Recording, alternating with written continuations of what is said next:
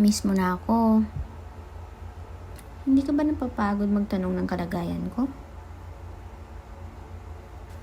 Hindi ko alam.